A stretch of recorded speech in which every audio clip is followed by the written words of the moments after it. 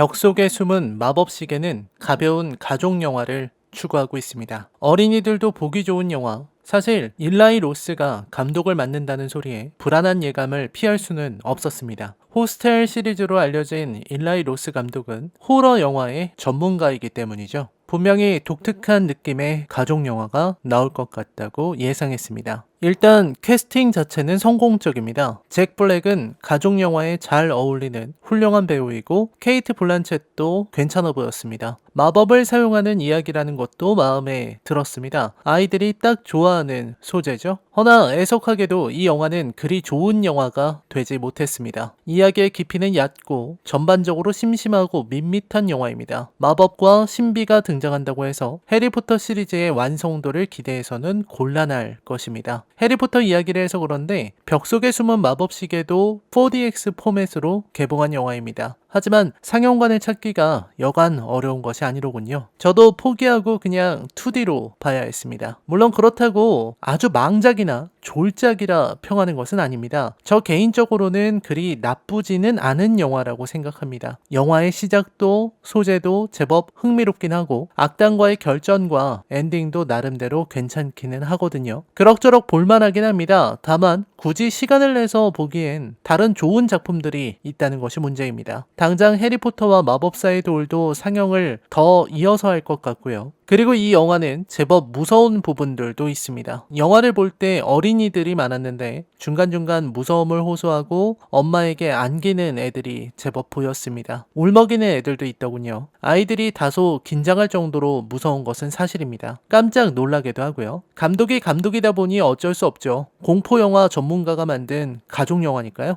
벽 속에 숨은 마법시계 리뷰입니다. 여러분, 제 리뷰에는 치명적인 스포일러가 포함되어 있으며 저는 철저한 비판을 목적으로 리뷰를 하고 있습니다. 감상에 주의하시길 바랍니다. 리뷰 시작합니다. 벽 속에 숨은 마법시계의 시작은 전형적입니다. 주인공 루이스는 부모님을 잃고 삼촌 조나단의 집에 의탁하러 옵니다. 학교도 전학하고 새로운 삶의 시작이죠. 루이스는 마법사 집안의 아이이고 조나단 삼촌 역시 마법사죠. 주인공이 일상을 떠나 새로운 곳으로 향한다. 늘 보는 상투적인 진행입니다. 도착한 삼촌 조나단의 저택은 엄청난 규모를 자랑합니다. 불 켜진 할로윈 호박이 반겨주고 있습니다. 할로윈 시즌에 잘 어울리는 장면입니다. 그러나 저택 내부의 모습은 상상한 것과는 완전히 다릅니다. 바로 엄청난 양의 시계입니다. 바로 이 시계 부분에서 영화의 분위기가 반전된다고 저는 믿습니다. 비록 영화의 시작부터 루이스가 좀 슬프고 괴로울 수밖에 없는 입장이었지만 조나단은 종소리에 이상하게 반응하는 것 외에는 그저 유쾌한 삼촌처럼 보였거든요. 근데 저택에 들어온 이후 엄청난 양의 시계가 똑딱이는 소리를 내는 부분에서 영화의 분위기가 급격히 그로테스크하게 변하는 것입니다. 어린이들이 당황하는 것도 이 부분부터입니다.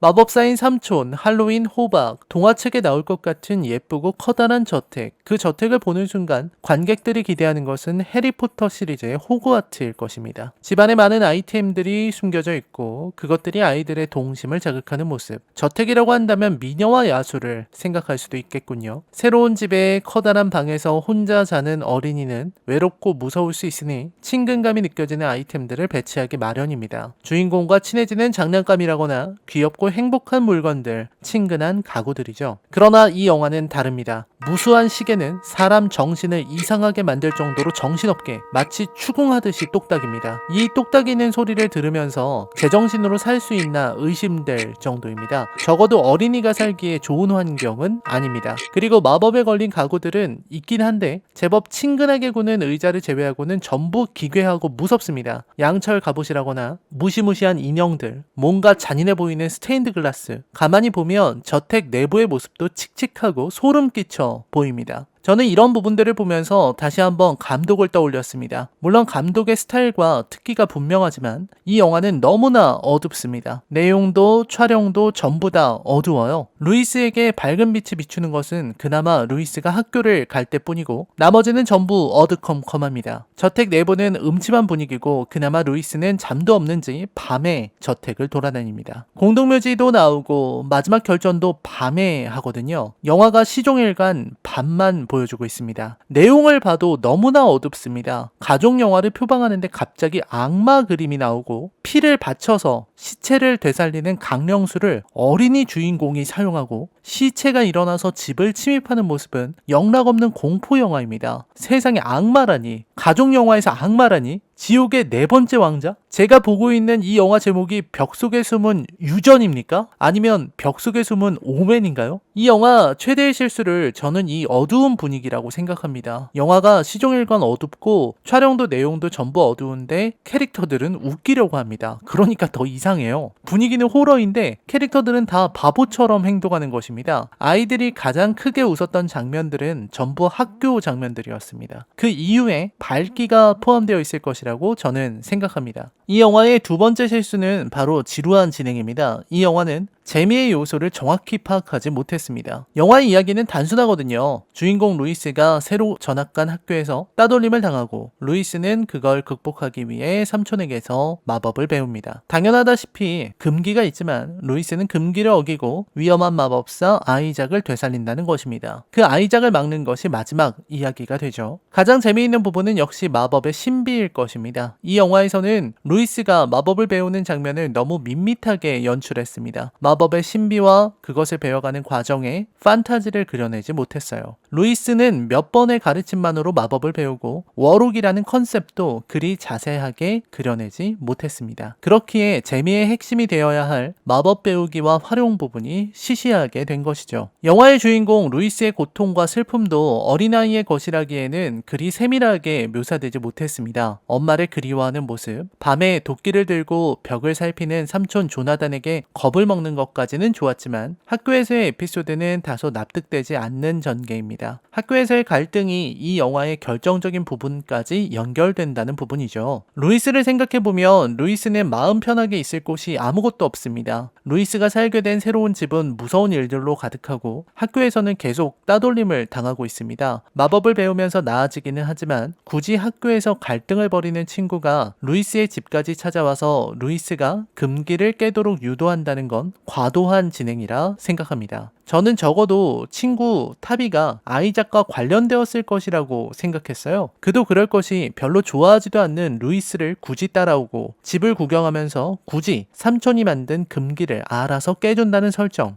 루이스는 그런 타비의 관심을 얻기 위해 강령술을 진행한다는 이야기는 설득력이 부족하다고 생각해요. 왜냐면 삼촌과의 약속마저 깨면서 친구가 되려고 집착했던 타비를 후반에는 너무 쉽게 응징하기 때문입니다. 통쾌한 장면이긴 하지만 저는 아이작이 부활하는 장면부터는 다시 영화가 제대로 궤도를 달리기 시작한다고 생각했습니다. 초반부의 집, 학교의 흐름이 무척 지루했다면 아이작 등장 이후로는 이야기의 흐름이 선명해지기 때문이죠. 아이작이라는 악당이 세상을 과거로 돌리려고 한다는 계획은 그야말로 황당하고 어처구니가 없지만 이건 가족 영화니까 그러려니 해야겠죠. 문제는 아이작의 능력과 셀레나의 능력이 참으로 볼품없다는 것입니다. 정확히는 아이작이 왜 무서운지 어떤 마법을 사용하는지 정확히 알기가 어려워요. 셀레나는 병장술의 대가인데 전투에 있어서는 그 변신을 전혀 사용하지 못합니다. 적어도 셀레나가 조나단이나 루이스 같은 인물로 변신해서 교란만 시켜도 전투가 훨씬 흥미진진했을 텐데요. 루이스가 눈썰미를 발휘해 원조와 가짜를 구분해내는 장면을 넣어도 좋았을 거고요. 마법의 다양성은 루이스 편도 마찬가지입니다. 조나단은 유명한 마법사라고는 하지만 작중 활약이 아예 없습니다. 루이스에게 마법도 알려주고 본인은 손에서 불덩이를 던지는데 그 불덩이로 뭔가 해낸 적은 한 번도 없습니다. 그나마 플로렌스가 사격하듯 마법을 사용하고 가스도 살포하는 모습을 보여주는데 저는 지금도 플로렌스의 마법이 정확히 어떤 종류인지 모르겠습니다. 마법의 설정을 보다 다채롭게 각각의 개성을 부여했다면 훨씬 즐거운 경험이 되지 않았을까요? 마지막 마지막 결투에서 펼쳐지는 개그도 사실 그리 효과적이지는 않았다고 생각합니다. 아이작이 벽 속에 숨긴 마법 시계로 하려는 것은 시간을 되돌리는 일입니다. 그렇기에 조나단이 그 공격에 당해 아기가 된다는 것은 좋았습니다. 근데 문제는 이게 머리는 커다란 어른인 상태로 몸만 어린아이가 되었습니다. 마치 데드풀2에서 본 것처럼요. 사실 이게 웃기는 장면이어야 하는데 그 모습이 꽤 기괴해서 마음 편히 웃기가 힘들어요. 차라리 그냥 귀여운 아기로 표현했다면 어땠을까요? 아기라서 제대로 걷지 못하지만 조나단은 조나단인지라 고개를 끄덕이는 걸로 의사소통을 하고 마법도 쓰는 아기로 만들었다면 훨씬 귀여웠을 것입니다. 얼굴은 잭 블랙인데 몸은 아기라서 저는 무슨 저주를 표현한 것인 줄 알았습니다. 결말은 깔끔했지만 전반적으로 밋밋했습니다. 제가 밋밋하다고 말하는 것은 등장인물들의 약점과 갈등 요소가 명확하지 않고 그러다 보니 봉합되는 부분, 가족이 완성되는 부분의 임팩트가 부족해진다고 여기기 때문입니다. 루이스의 활약, 루이스의 요청으로 가족이 되는 플로렌스를 살펴보면 명확합니다. 사실 플로렌스는 아픔을 겪은 여성입니다. 그 충격 때문에 두 번 다시는 마법을 쓸 수 없게 되었죠. 그리고 어느 순간 마법을 다시 사용할 수 있게 되면서 아군 측 최고 전력으로 등극하는데 이 보라색 마녀가 정확히 어떤 것을 계기로 마음의 짐을 덜어냈는지가 확실히 표현되지는 못합니다. 그러다 보니 플로렌스의 캐릭터가 아쉬워지는 것이죠. 사실 플로렌스는 영화 내내 가장 크게 매력을 발산하고 케이트 블란쳇은 눈을 의심할 정도로 아름다운데도 말입니다. 영화는 화려한 마법도 없고 흥미진진한 이야기도 비밀도 모험도 없습니다. 아이작이라는 악당은 제법 멋지게 부활하지만 진부하기 짝이 없는 삼류 악당에 지나지 않습니다. 아이작이라는 악당의 이야기가 전혀 몰입할 여지를 주지 않는 것도 아쉽습니다. 전반적으로 이 영화는 못 만든 각본 위에서 춤추는 부실한 연극이에요. 마지막으로 이 영화가 단 한순간도 감동을 주지 못한 것을 지적하고 싶습니다. 영화는 루이스의 용기를 긍정하는 태도를 보이지만 역시 제대로 표현하지는 못합니다. 루이스가 자기를 따돌리던 학교 내 권력자들을 마법으로 골탕 먹이고 자기처럼 외톨이인 여자아이에게 말을 거는 모습에서 성장을 그려내고는 있지만 감동과는 거리가 멀어요. 조나단 삼촌도 플로렌스도 감동을 이끌어내지 못했습니다. 이거 가족 영화인데 말이죠. 잭 블랙의 연기조차 어딘지 부자연스럽게 보이는 작품. 졸작까지는 아니지만 추천하기는 어려운 작품.